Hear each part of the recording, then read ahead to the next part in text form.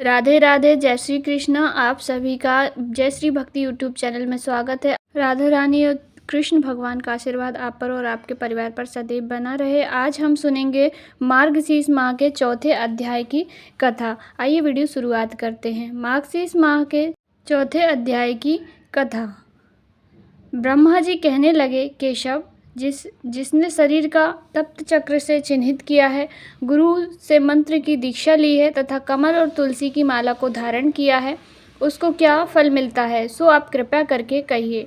भगवान कृष्ण भगवान हरि कहने लगे, जो द्विज तुलसी काष्ठ की माला को धारण करता है, वह चाहे अपवित्र आचार भ्रष्ट हो, पर मुझे प्राप्त होता है, इसमें कोई भी संशय नहीं है। आंवला तथा तुलसी काष्ठ की माला जिसके कंठ में दिखाई देती है, वह निश्चय ही भगवत भक्त है।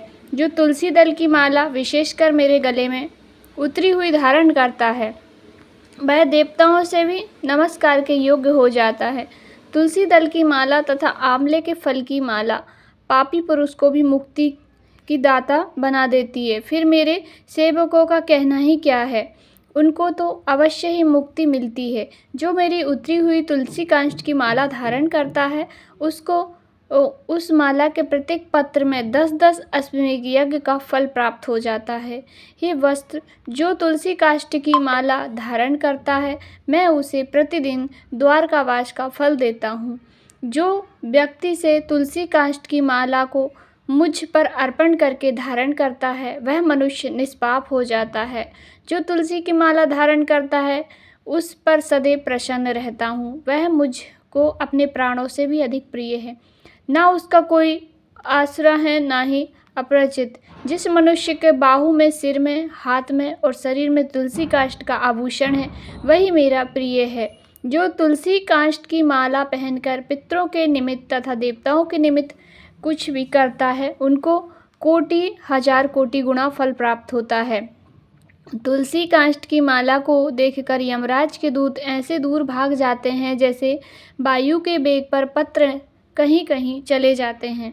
जिसके घर में तुलसी काष्ठ अथवा तुलसी पत्र सूखा या गीला किसी भी प्रकार का होता है, उसमें इस कलयुग में के समय में किसी प्रकार के पाप का संभव नहीं है। जो तुलसी काष्ठ की माला पहनकर इस पृथ्वी में भ्रमण करता है, उसको स्वप्न में भी दुख कष्ट निमित्त उसके पास नहीं आता है और शत्रु से भी भय नहीं होता है।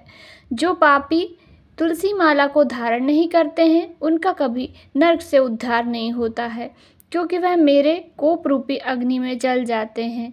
इस कारण यत्न के साथ तुलसी काष्ठ की माला, कमल को या आंवले की माला को धारण करना चाहिए। उर्गपुंड आदि चिन्हों को धारण कर तुलसी वृक्ष के पास बैठकर हाथों में कुशा लेकर मेरा स्मरण करें और संध्या उपासना आदि कर्म करना चाहिए। मेरा भक्त संध्या उपासना करके मेरा पूजन करें। यदि उस जगह पर हो तो पहले से गुरु के पास जाकर उसे नमस्कार करें, कुछ भेंट आदि दें। गुरु को अर्पण करके चित्त से दंडवत नमस्कार करके कृष्ण मृग चरण पर कुशा का आसन पूजा मंडप में बिछाकर पद्म आसन से अच्छी तरह से बैठकर इंद्रित होकर मंत्र पढ़कर 3 प्राणायाम करें। पूर्व की ओर मुख करके श्रेष्ठ हृदय कमल को विज्ञान रूप से हृदय में विकसित करें। सूर्य चंद्र अग्नि से युक्त उस हृदय कमल में सूर्य चंद्र और अग्नि का वैष्णव स्मरण करें। उसके ऊपर नाना रत्नों से युक्त पीठ को स्थापित करें। उस सिंहासन पर कोमल चिन्ह और उदय काल से सूर्य के समान तेज वाले अष्टदल कमल को अष्टदल मंत्र के प्रत्येक अक्षर से युक्त करके स्थापित करें। उस कमल पर स्थित कोटि चंद्र के समान कांति मान चतुर्भुज महाशंख पद्म चक्र और गदाधारी कमल पत्र के समान विशाल नेत्र, समस्त लक्षणों से युक्त श्री वस्त्र, कस्तुति बक्ष स्थल और विभिन्न विचित्र आभूषणों से युक्त, दिव्य आभूषणों से भूषित, दिव्य चंदन से लिप्त अंग वाले, दिव्य पुष्पों से सुशोभित, तुलसी के कोमल दलों की वनमाला से विभूषित कोटि वाला, सूर्य के समान कांति मान दिव्य कांति से समस्त लक्षणों से युक्त महालक्ष्मी को शरीर से धारण करने वाले कल्याण रूप श्री विष्णु भगवान का ध्यान करें। एकाग्र मन से पवित्रता पूर्वक मंत्र जाप करें। 1000 या 100 अथवा यथाशक्ति मन में जाप करें और मन से ही विधि पूर्वक संप्रदाय के अनुसार मेरे सामने शंख स्थापन करें। दूर्वा पुष्प, चंदन तथा जल से पूर्ण करें। अपने दक्षिण भाग में गंध पुष्प का पात्र स्थापित करें। वाम भाग में वस्त्र से छना हुआ सुगंधित जल से पूर्ण घाट को स्थापित कर मेरे सन्मुख घंटा तथा चारों दिशाओं में दीपक स्थापित कर पूजन की सभी सामग्री को यथोचित स्थापित करें। अथा अर्धपद्म, आचमन और मधुपर्क के पात्र रखें। चतुर्मुख अक्षत, पुष्प, कुश, तिल, चंदन, फल तथा यव अर्धपाद में छोटे से पुत्र दूर्वा, गंगा जल तथा कमल पुष्प को मेरी प्रसन्नता के लिए पद पात्र में छोड़ें। कंकन, लवण और मालती के पुष्प को श्रद्धा से मेरे लिए आचमी पात्र में पूजन करने वाले श्रद्धा से मधुर पक पात्र में गौ का दूध, घी, दही, मधु और चीनों को रखें। ऊपर कही गई पत्र, पुष्प आदि वस्तुओं के न मिलने पर उनकी भावना मात्र कर लेने से फिर संप्रदाय के अनुसार पंचांग तथा साष्टांग न्यास और अनज से करें, अनुसरण करें। अपनी आत्मा को मेरे समान स्मरण करें। ये चतुर्भुज पूजा के आरंभ के मंगल पाठ को पढ़ें। इसके पश्चात मेरे प्रिय 5 जन्य शंख का पूजन करें, जिनके पूजन से मुझको परम आनंद प्राप्त होता है। वह शंख पूजन से इन मंत्रों को पढ़े। 5 जन्य, पहले तुम समुद्र से उत्पन्न हुए, फिर श्री विष्णु भगवान तुमको अपने हाथ में धारण किया।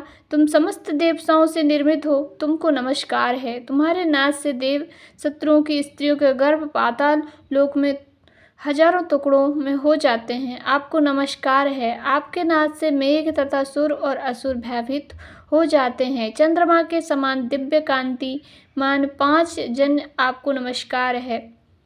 जैसे सूर्य के उदय होते ही ठंड नष्ट हो जाती है, वैसे ही तुम्हारे दर्शन से सब पाप नष्ट हो जाते हैं। यदि ऐसे शंख का स्पर्श किया जाए तो उनका क्या कहना है। शंख को नमस्कार करके हाथ में रखकर जो वैष्णव भक्तिपूर्वक इस मंत्रों से मुझको स्नान कराता है, उनको अनंत पुण्य प्राप्त होता है। फिर सुगंधित तेल, कस्तूरी, चंदन, उपन आदि मेरे शरीर को लगावे।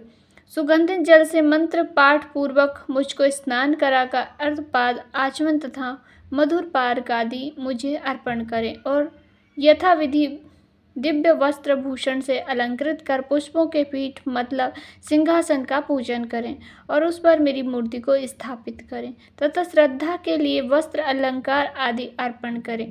कील, माल, पुए युक्त अनेक प्रकार के निवेद्य अर्पण करें और कर्पूर युक्त तांबूल भक्ति से मेरे सामने रखें और सुगंधित फूल अर्पित करें। दशांग धूप तथा अष्टांग मनोहर दीपक निवेदन करें। प्रणाम करके आदर पूर्वक मेरी स्तुति करें। सैया पर स्नान करें, मंगलाद निवेदन करें। यहाँ पर हमारा आज की कथा का मार्गशीर्ष मास का 4था अध्याय संपूर्ण हुआ। कल आपको 5वें अध्याय की कथा सुनाएंगे। आज की कथा सुनने के लिए सभी का धन्यवाद। आपको भगवान की कथा थोड़ी सी भी अच्छी लगी हो तो वीडियो को लाइक करके राधे राधे अवश्य ही टाइप करें। जय श्री राधे, जय श्री कृष्ण।